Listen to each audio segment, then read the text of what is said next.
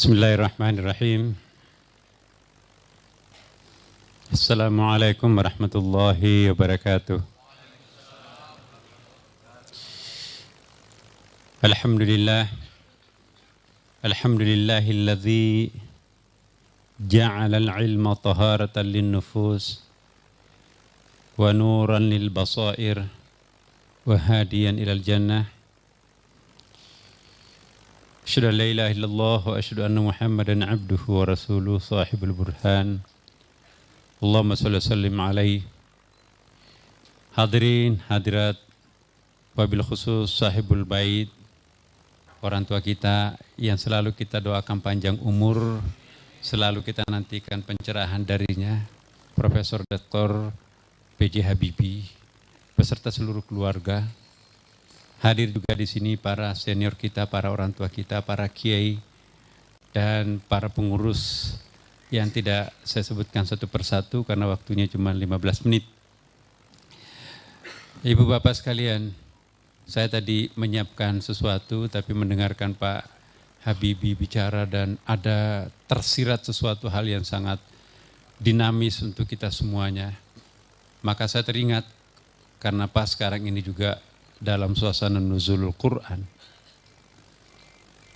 Ada hal yang jarang dibahas di dalam kitab tafsir dan jarang juga diceramahkan orang. Padahal kalau menurut hemat saya itu amat sangat penting. Mengapa sosok Jibril itu menggunakan kalimat perintahnya itu 3 kali? Iqra. Tidak mungkin sosok seperti Jibril redundance. Redundance itu mubazir. Pasti setiap titik komanya itu punya makna. Rasulullah sendiri juga seperti bingung pada waktu itu. Sampai dikatakan ma'ana biqari. Iqra. Kata Jibril, kata Rasulullah, ma'ana biqari.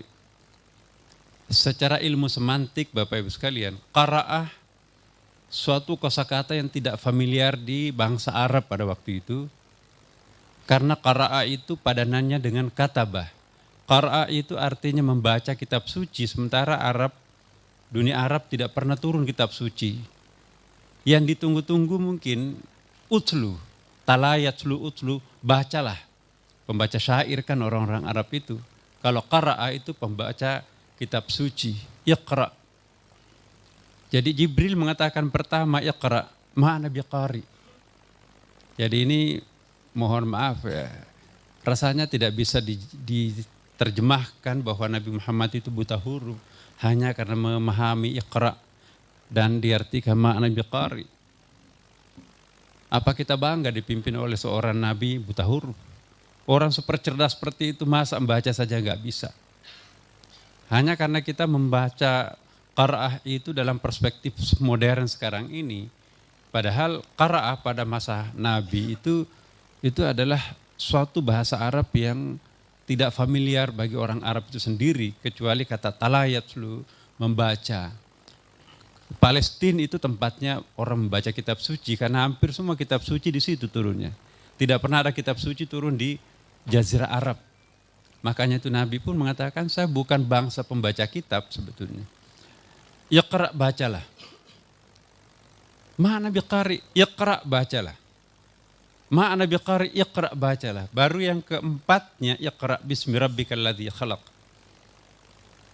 Dalam satu tafsir Isyari disebutkan bahwa ternyata iqra' pertama itu artinya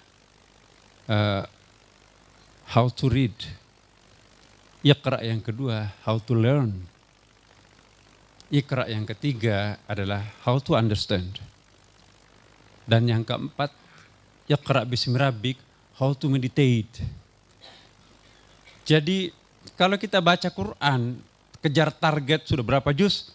Sudah 5 juz, sudah 10 juz. Itu Iqra' pertama. Ingat Jibril memerintahkan bukan hanya Iqra' 1 kali. Kita diminta Iqra' yang kedua, seperti yang disampaikan Prof. Habibie tadi. Iqra' yang kedua ini adalah how to understand. Atau how to learn. Jadi bagaimana mendalami, membaca ayat. Ya, Ini juga yang perlu kita clearkan bahwa umat Islam kita, Ustadz kita seringkali mengatakan, Iqra, bacalah Al-Quran. Padahal Quran belum ada waktu itu. Jadi yang perlu dibaca dalam sigat, dalam ilmu balaghah ya, atau ilmu bahasa Arab, apabila ada fi'il amr tanpa maf'ul, apabila ada kalimat perintah tanpa objek, itu yufidul am. Menunjukkan kepada apapun semua harus dibaca. Dan yang tentu harus dibaca adalah ayat. Ma ma'nal ayat? Ayat ialah segala sesuatu selain Tuhan itu adalah ayat.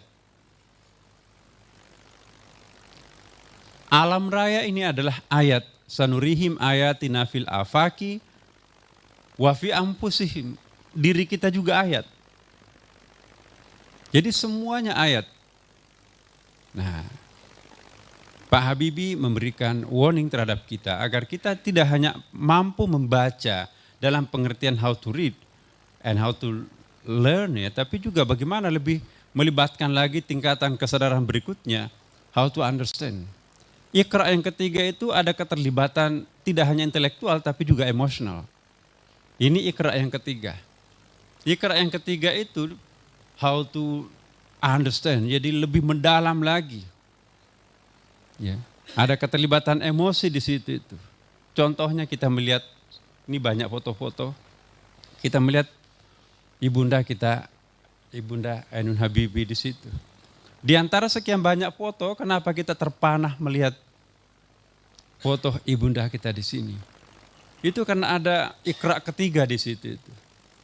Semenjak beliau pergi tidak ada lagi air mata yang tumpah mendoakan aku. Demikian kata anaknya. Kita melihat pohon-pohon di depan kita, pohon kelapa misalnya. Yang menanam adalah bapak saya, tidak sempat menikmati buahnya. Sayalah yang menikmati buahnya. Begitu dia melihat pohon kelapa itu, dia terharu dan dia terkesan bahwa di balik buah yang enak ini ada keringat yang pernah mengucur. Itu Iqra yang ketiga. IJMI harus mensponsori sebuah sekarang kan lagi era apa namanya revolusi mental. Mustahil ada revolusi mental tanpa ada perubahan metodologi atau epistemologi. Makanya itu perlu Iqra. Ya, apa yang disampaikan Pak Habibie itu sangat, itu kalau di dalam ilmu bahasa Arab atau ilmu tafsir itu perlu disyarah itu. Perlu diberikan anotasi. Banyak sekali walaupun singkat tapi itu amat sangat padat. Ya. Jadi Iqra yang ketiga itu adalah melibatkan bukan hanya intelektual kita, tapi juga emosionalitas kita. Nah ini yang kurang dalam umat Islam ini, bisanya hanya sampai di Iqra yang kedua. Makanya itu banyak orang semakin pintar tapi semakin kurang ajar. Iya, kita lihat. Nah IJMI, mungkin nggak IJMI ini menjadi sponsor atau ukuran untuk melihat bahwa seorang ilmuwan itu tidak mesti harus menyakiti hati orang lain, menyakiti perasaan orang lain. Di sini perlu. Jadi Iqra yang ketiga ini baru sedikit orang yang bisa mencapai. Padahal Jibril sudah mengingatkan kita Iqra. Lebih sedikit lagi Iqra yang keempat. Kalau orang sudah sampai ke Iqra yang keempat itu melibatkan spiritualitas kita. Itu melibatkan cinta kasih yang sangat dalam. Maka tidak ada satupun yang tidak bermakna. Ma khalaqta hadza batila. Dan inilah yang dipegang sesungguhnya oleh ilmuwan kita pada abad pertengahan. Itu pribadi yang sangat utuh. Saya ingin berikan satu contoh seperti Ibnu Rushd misalnya. Kalau membaca Ibnu Rushd itu kira-kira otaknya itu seperti Pak Habibie itu. Ya, dia menulis sebuah buku namanya Bidayatul Mujtahid. Kalau ulama fikih pernah membaca Bidayatul Mujtahid, seperti tidak ada lagi kitab fikih sekomprehensif atau fiqh maqarin seperti Bidayatul Mujtahid. Lupa kalau Bidayatul Mujtahid itu karya Ibnu Rushd itu ditulis oleh seorang dokter yang menulis kitab tib, buku kedokteran. Membaca buku atibnya Ibnu Rushd tidak pernah ada orang yang menyangka kalau itu adalah seorang fuqaha. Ya. Tapi membaca satu karyanya lagi, Al-Maqal fi ma baina hikmah wa syariah. Tidak pernah ada yang menyangka kalau dia itu adalah seorang fuqaha, seorang dokter, mungkin dia akan menganggap ini seorang sufi yang sangat hebat. Jadi dia sufi, dia dokter, dan dia juga ahli fikih. Prakteknya kalau pagi hari itu adalah qadhi. Di siang hari dia adalah filosof, di malam hari dia sufi. Pribadi yang utuh. Ilmuwan lain juga sama. Jabir bin Hayyan, ya, the father of chemistry itu. Nah, ini luar biasa. Lebih dahulu dia menjadi seorang sufi, baru menjadi ahli kimia. Anak nakal sebelumnya, hati-hati terhadap anak nakal yang pada masa mudanya, itu biasanya itu bikin kejutan di masa tuanya. Jadi tidak perlu takut terhadap jil di masa muda, itu justru Ibnu Arabi, Imam Al-Ghazali, Hasan Basri, itu mantan pemikir bebas. Tapi karena faktor umur dan kematangan, dia menjadi orang paling hebat. Jadi jangan mengecilkan semangat orang yang mungkin berbeda dengan kita sebagai orang tua. Siapa tahu di kemudian hari dia akan menjadi orang yang sangat hebat. Ini kearifan yang kita peroleh dari Pak Habibie tadi. Jabir tadi itu, ya, hati saya dulu sangat nakal, sangat kasar dan sangat keras. Tapi di atas sajadah malam kok bisa saya menangis. Perbuatan cengeng seperti ini. Di siang hari dia merenung. Hati yang sangat keras bisa lembut. Dia melihat sebuah batu, bongkahan batu. Batu yang keras ini kalau diproses, kalau diasah, itu pasti akan melahirkan batu mulia dan harganya akan lebih mahal. Diambilnya batu itu, dibelah kemudian diasah jadi permata.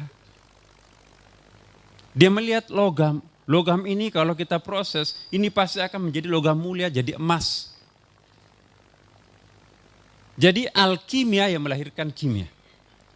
Kelemahan kita sebagai seorang ilmuwan modern sekarang ini, mungkin karena terlalu otak oriented, ya, cerebral oriented itu, akhirnya apa yang terjadi? Ilmu itu selalu kita konotasikan dengan akal.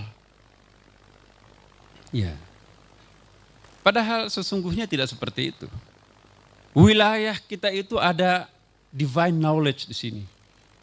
Setiap orang memiliki apa yang disebut dengan human knowledge dan divine knowledge. Saya sungguh sangat yakin Pak Habibie sesungguhnya sadar atau tidak sadar sangat banyak divine knowledge pada dirinya sendiri. Divine knowledge itu ada 3 tingkatan. Kalau itu jatuhnya kepada seorang nabi, maka itu disebut wahyu. 100% benar. Makanya itu disebut dengan hakul yakin. Kalau jatuhnya kepada seorang wali, ya kira-kira 90% benarnya itu. Karena itu divine knowledge, pengetahuan keilahian. Tingkat kebenarannya juga adalah ainul yakin. Ya. Kalau orang-orang seperti kita, itu jangan khawatir. Kita juga punya akses. Tadi bahasanya Pak Habibie itu. Kita punya akses untuk ke sumber knowledge tadi itu. Yang namanya ta'lim. Jangan khawatir, ta'lim itu persentase kebenarannya itu di atas 80%. Makanya itu disebut ta'lim, tingkat kebenarannya adalah ilmul yakin. Ya, jadi Bapak Ibu sekalian, semua orang punya kemampuan untuk mengakses alam sana. Jadi kita tidak bisa hanya percaya satu alam. Al-Fatihah selalu kita baca, Alhamdulillahirabbil alamin itu jamak. Kalau hanya satu alam, Alhamdulillahirabbil alamun. Alamun itu satu alam, al-alamin itu jamak. Jadi ada alam syahadah mutlak, ada alam syahadah relatif, ada alam gaib relatif, ada alam gaib mutlak, dan ada yang bukan alam. Itulah wilayah keilahian, wahidiyah dan ahadiyah di dalam ilmu tasawuf gitu ya. Nah, orang yang bersih hatinya itu mampu mengakses alam-alam di atas. Semakin tinggi alam itu semakin dekat kepada Tuhan. Makanya itu kita baca di dalam Jami' Karamatul Aulia. Alangkah miskinnya seorang ilmuwan kalau gurunya hanya orang hidup. Bahkan ada lagi, alangkah miskinnya seorang murid kalau gurunya hanya manusia biasa. Ternyata ulama kita itu belajarnya kepada macam-macam. Coba misalnya, kita dari Sunni misalnya. Ihya Ulumuddin itu ditulis di puncak menara masjid Damaskus. Ya, ada yang protes, Syekh, banyak sekali hadis di Ihya Ulumuddin saya nggak pernah baca di kitab hadis. Ya walad ta'ala ya walad sini. Saya tidak pernah menulis sebuah hadis dalam kitab Ihya tanpa konfirmasi dulu kepada Nabi. Rasulullah wafat 622, Al-Ghazali wafat tahun 1111. 245 hadis dalam Ihya, berarti hanya satu kitab 245 kali ketemu dengan Nabi. Kata Nabi dalam hadis Bukhari Muslim, siapa yang bermimpi menjumpai aku betul-betul yang dilihat. Satu-satunya wajah yang tidak bisa dipalsukan oleh iblis wajahku, kata Rasulullah. Dan itu bukan hanya Imam Al-Ghazali. Ya, di dalam Jami' Karamatul Aulia itu ada 459 wali di situ. Tidak ada wali Songo, saya lihat nggak tahu kenapa. Ya, 400 sekian itu rata-rata punya akses ke sumber ilmu pengetahuan itu. Jadi betapa dangkalnya ilmu pengetahuan kita itu kalau menafikan apa yang sekarang ini biasa disebut dipandang enteng, kalau orang menyebutkan itu adalah astrologi, ya kan. Astrologi itu kan bid'ah katanya. Astrologi itu tidak ada tempatnya dalam Islam. Padahal justru kalau kita lihat di dalam ada 27 ilmuwan terkemuka pada abad pertengahan itu mengakui astrologi. Cuman astrologi mereka tidak seperti astrologi Cina. Itu memang syirik. Tidak seperti astrologi Eropa, Romawi, ya kan. Tidak juga seperti astrologinya India. Astrologi Islam itu tidak lain adalah mukasyafah itu sendiri. Kita tahu mukasyafah, kalau orang bersih hatinya itu mampu memantulkan cahaya dari yang maha bercahaya di atas. Jadi sumber ilmu pengetahuan dalam Islam itu ada 6, sementara Barat itu hanya akumulasi deduktif keilmuan itu. Kita percaya mimpi sebagai ilmu pengetahuan, sumber ilmu pengetahuan. Kalau tidak percaya terhadap mimpi sebagai sumber ilmu, berarti sebagian ajaran Islam itu hilang. Wajib hukumnya menyembelih binatang pada saat Idul Adha, itu dasarnya mimpi. Iya. Inni arafil manami atbahuka fandur, madza tara, saya melihat engkau dalam mimpi, aku menyembelih engkau. Kalau menolak mimpi ya ajaran Islam sebagian itu hilang. Dalam Islam itu ada 5 tingkatan mimpi Bapak Ibu sekalian. Dalam Al-Quran. Ada yang disebut dengan al-hilm. Anak-anak remaja yang bermimpi bahasa itu bahasa Arabnya mimpi bahasa hilmun. Ya. Ada lagi manamat. Manamat itu adalah biasa mimpinya para wali, para nabi. Seperti tadi, inni arafil manami asbahuka fandur. Mimpinya para nabi itu sama dengan wahyu. Ada lagi yang disebut dengan ru'yah. Ru'yah sadiqah itu seperti beberapa wali dan juga termasuk Nabi Yusuf itu menggunakan istilah ru'yah. Ya. Faqsusur ru'yah, dan ada lagi ayat lain inni ra'aitu ahada asyara kaukaban wasyamsa wal qamara ra'aituhum li sajidin dan sebagainya. Dan ada lagi yang disebut dengan waqi'iyat. Waqi'iyat ini para suluk. Pemimpin tarekat tempo dulu yang betul-betul sangat bersih hatinya. Itu dalam satu kitab kuning, dalam kitab Suhrawardi. Pak Kiai habis perbekalan ini. Dia kan tadabur ke gunung. Ya, kita berdoa. Antara tidur dan tidak tidur, dia diperlihatkan, pergilah ke bawah pohon situ, di bawah batu itu ada Anda gali, di situ ada bungkusan, di bungkusan itu ada jubah warna hijau. Hati-hati karena di dalam kantongnya itu ada keping-keping emas. Santrinya pergi gali, benar ada. Ini waqi'iyat. Kalau ini kebetulan, itu hanya 1, 2, 3. Kalau ribuan itu pasti bukan kebetulan. Nah, ini kalau ini ditiadakan berarti besar sekali kerugian umat Islam. Nah, karena itu mungkin Bapak Ibu sekalian, kita itu menuntut ilmu itu terlalu otak oriented itu. Akhirnya kita lihat sekarang ini, apa yang terjadi? Divine knowledge itu tidak diminati orang. Padahal diakui atau tidak, pengetahuan yang cerdas tiba-tiba muncul dalam benak kita, itu bukan punya kita, itu punya Tuhan. Ya. Ada 2 macam pengetahuan, ada melalui olah nalar, bahasa Arabnya ilmun. Ada olah batin, bahasa Arabnya ma'rifah. Ilmun itu sedikit, wa ma'utitu minal ilmi la qalil. Tapi hikmah itu dahsyat luar biasa. Yu'tal hikmata man yasha, wa may yu'tal hikmata faqad utiya khairan katsiran, unlimited tanpa batas. Bapak Ibu sekalian, terakhir ya, saya ingin menyimpulkan sudah saatnya ijmi. Ya, kita mempromosikan suatu metodologi keilmuan yang bisa mengeksplor kembali nilai-nilai leluhur kita, nilai-nilai Quran itu sendiri. Ya, seperti tadi. Terlalu banyak kerugian kita kalau kita menafikan sumber-sumber ilmu pengetahuan tadi, termasuk intuisi. Intuisi yang dipelihara itu akan sangat tajam, istafti qalbah. Mintalah pandangan terhadap hatinya. Tetapi bagaimana hati yang tidak pernah terawat bisa diminta pandangan? Karena hati-hati, iblis itu sekarang ini bisa menyamar menggunakan jubah malaikat. Dan sebaliknya, malaikat juga kadang-kadang menggunakan jubah iblis. Menguji kita sekarang ini, hati-hati. Ya, jangan dikira saya akan menutup satu hadis bahwa satu saat Abi Hurairah, pemegang kunci Baitul Mal, hati-hati nanti malam akan datang pencuri. Lewat tengah malam ditangkap. Maaf, saya terpaksa mencuri karena orang tua saya sakit. Anak saya juga sakit. Dilepas.